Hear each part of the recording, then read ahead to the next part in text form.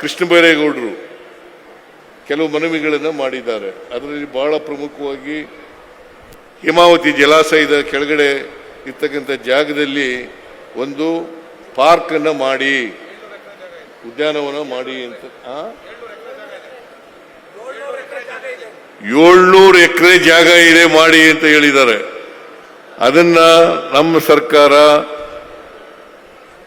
ಅದನ್ನ ಪರಿಶೀಲನೆ, ನಾನು ಹಿಂದೆ ಮಂತ್ರಿಯಾಗಿದ್ದಾಗ ಒಮ್ಮೆ ಬಂದಿದ್ದೆ, ಅಲ್ಲಿಗೆ ಬಂದು ನೋಡ್ಕೊಂಡೆಲ್ಲ ಹೋಗಿದ್ದೀನಿ, ಜಾಗ ಎಲ್ಲ ನೋಡ್ಕೊಂಡಿದ್ದೆ. ಆಮೇಲೆ ನಾವು ಸೋತ್ಬಿಟ್ಟು ಈಗ ಮತ್ತೆ ಪ್ರಸ್ತಾಪ ಮಾಡಿದ್ದೀರಿ. ನಮ್ಮ ಕೃಷ್ಣ ಬೈರೇಗೌಡರು ಕೂಡ ಅದನ್ನು ಪ್ರಸ್ತಾಪ ಮಾಡಿದ್ದಾರೆ. ಆದ್ದರಿಂದ ಅದನ್ನು ಪರಿಶೀಲನೆ ಮಾಡಿ ನಾವು ಅದನ್ನ ಕಾರ್ಯಕ್ರಮವನ್ನು ಜಾರಿ ಮಾಡತಕ್ಕಂಥ ಪ್ರಯತ್ನವನ್ನು ಮಾಡ್ತೇವೆ.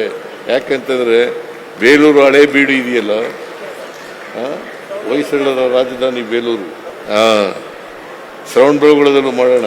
ಶ್ರವಣಬೆಳಗೊಳ, ಬೇಲೂರು, ಹಳೇಬೀಡು ಇವೆಲ್ಲ ಪ್ರವಾಸೋದ್ಯಮ ಪ್ರಮುಖವಾದಂಥ ಸ್ಥಳಗಳು. ಮತ್ತೆ ಇದ್ರ ಜೊತೆಗೆ ಹೇಮಾವತಿನೂ ಮಾಡಿದ್ರೆ ಜನರಿಗೆ ಅನುಕೂಲ ಆಗ್ತದೆ ಅಂತಕ್ಕಂಥ ಮಾತುಗಳನ್ನು ಹೇಳಿದ್ದೀರಿ. ಅದನ್ನ ಮಾಡಿಕೊಡ್ಲಿಕ್ಕೆ ಪ್ರಾಮಾಣಿಕ ಪ್ರಯತ್ನವನ್ನ ಮಾಡ್ತೇವೆ ಅಂತಕ್ಕಂಥ ಮಾತುಗಳನ್ನು ಹೇಳಲಿಕ್ಕೆ ಬಯಸ್ತಾ ಇದ್ದಾರೆ.